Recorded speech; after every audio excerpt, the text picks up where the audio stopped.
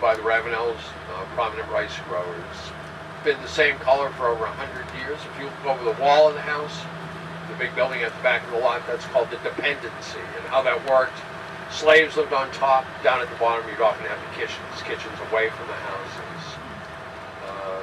A lot of them are condos now. This gray house, Roman Revival architecture, looks unfinished. The reason for that is the portico fell off at the 1886 quake, was never put back onto it again. Yellow brick villa here, last house to be built on the street, that's 1920.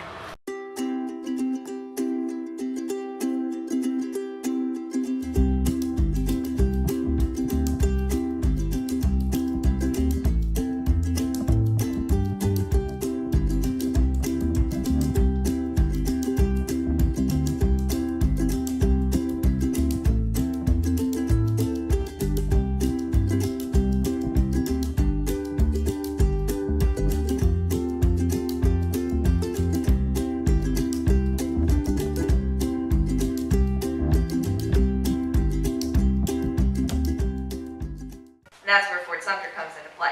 It's one of 44 coastal defense systems put in place because of the War of 1812.